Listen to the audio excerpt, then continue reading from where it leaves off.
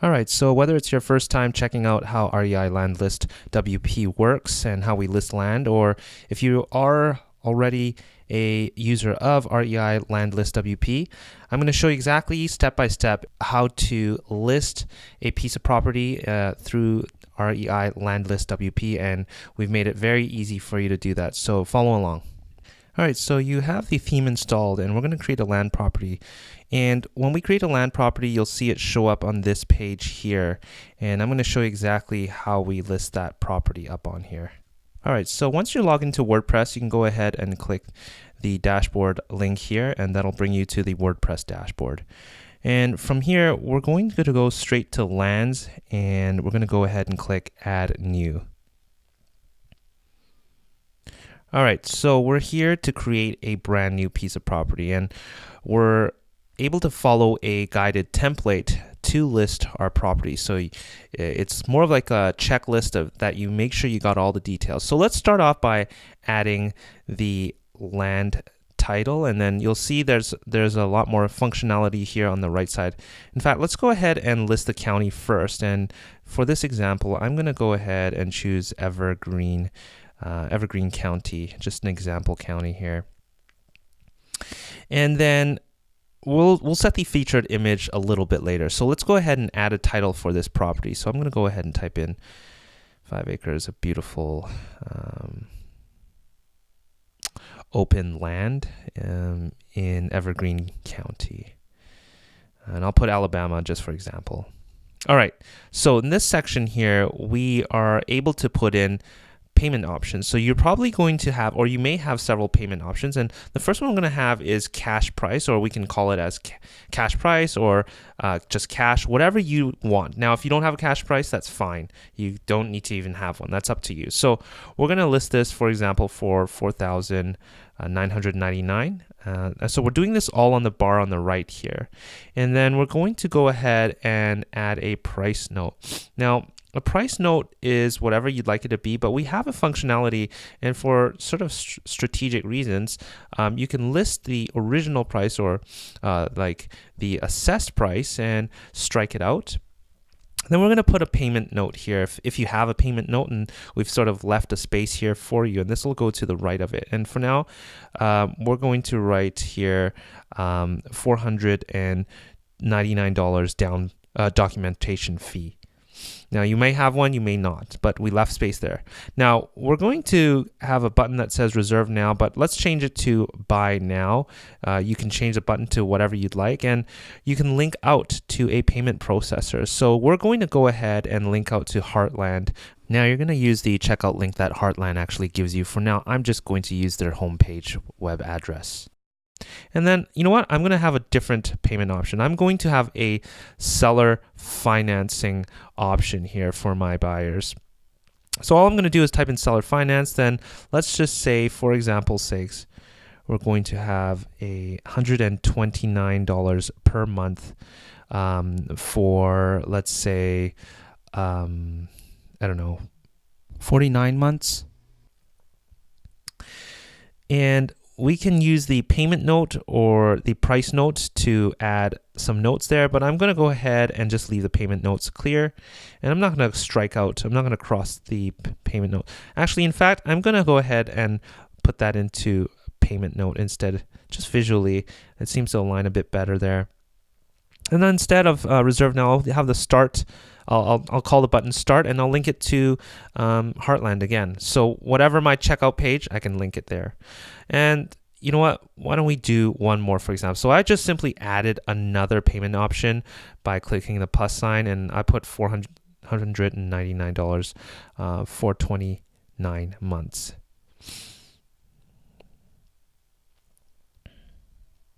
All right, so this space here, you can include a payment note if you'd like.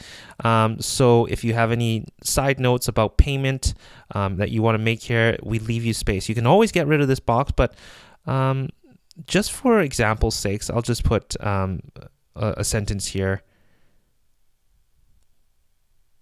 To start the process, click on the buy now or start button. This area is for any other notes you want to make. And then the description. So the description, you're going to want to write a little bit about your property. Now, obviously, I'm just going to write a short little sentence here, sentence or two. Okay, so now you go to the property information, and in this section, you can list out the property's information. So again, this is more of a checklist for you to go through and making sure you have all the details for your buyers. So we're going to go through and add the parcel size, which is in acres, the state it's in, the county that it's in, the nearby cities, which is, we'll put Leafy City, and then the parcel number if there is one. Now, if you leave it blank, it won't show up. Sometimes there isn't an address, a mailing address for land, so we can always leave that blank. But I'll write something, for example, and then a legal description. Okay, now we're coming down to features here. In this section here, it's a lot more visual. It's quick and to the point of information that your buyers would want to know. So it's a little bit different from the above sections. We're going to write down some very important information that buyers want to know. So the acres, the county, if there's subdivision, if there's road access, if there's power, water, if there's septic, what the coordinates are, and the zoning and the elevation. All right, so then we come to this section here. Really is about if there are any extra fees. Now, some of you may have extra fees you want to charge, like a documentation fee, a closing fee. This is a great area to list out any additional fees. Now, if there's none, you can always delete these boxes. All you need to do is hit the ... there, the 3 dots, and just hit remove block. So the great thing about our land listing is you can insert more blocks if you'd like, and you can also remove blocks if you'd like. All right, and then we'll come to the nearby attractions and cities. This is important for those who are moving into the area and they want to know what's nearby. So I'm going to write down Leafy City. Then I'm going to go ahead and upload a photo. So I've got a photo here, and I've just clicked the box, and obviously it's a little bit too big here. So I'm going to go ahead and change this to, let's do medium size. And then I'd fill this in with a description about the Leafy City. That's up to you if you'd like to do so. So I'll add a sentence here, and then I'll go ahead and bump down the next one. You can have a couple nearby cities. You can have many. You can duplicate the blocks. It's up to you as to what you'd like to do. So it's very, very flexible and customizable at the same time. I'm going to go ahead and actually, again, use the remove block, and I'm going to remove this. I'm not going to have a second nearby city. There's only one that I want to talk about. All right, so Google Maps. With our business and lifetime plan, we show you how to connect this. Google doesn't make it easy, and they don't make it free for us to distribute. So you will need to set up your own account to be able to connect to Google Maps. But the great thing is, once you have the API set up, they can zoom in and out, find routes. But for now, what I'm going to do, if you don't want to use Google Maps, you can just take a screenshot of a map of your property, and then simply just add a block.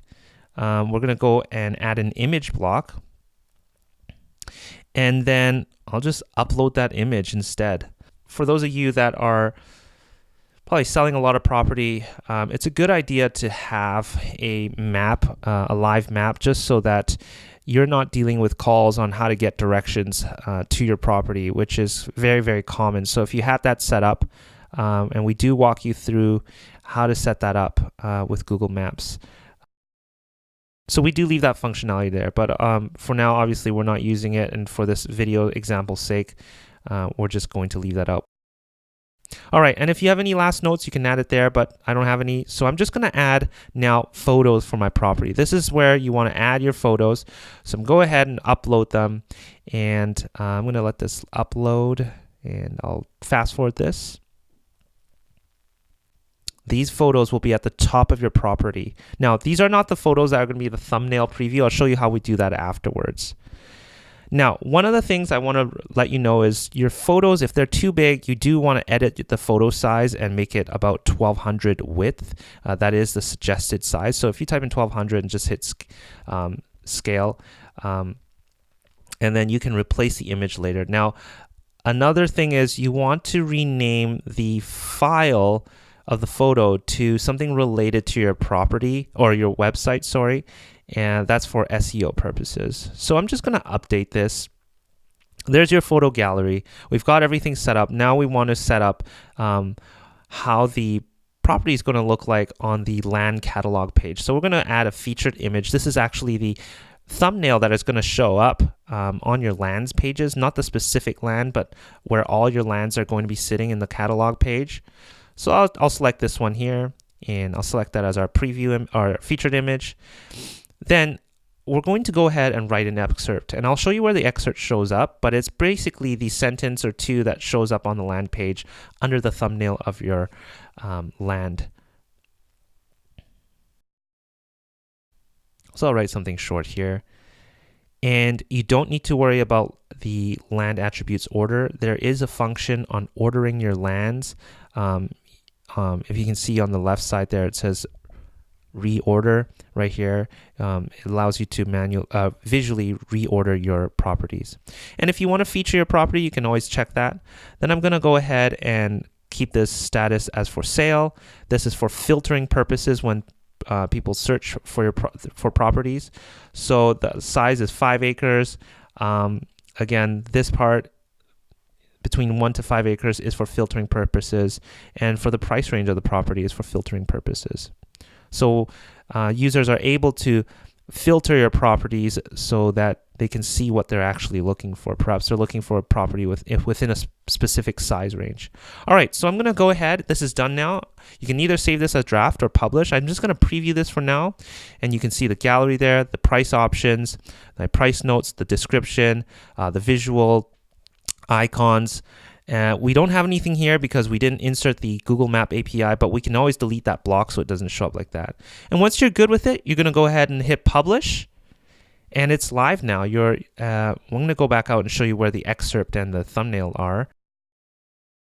So I'm just going to go back to the actual lands catalog page, and you can see here, there's the thumbnail, that's the featured image, and that's the excerpt. And that's the price, and then we also have the secondary price under there. And there you have it. That's how you easily and simply publish a piece of land on REI Landlist WP.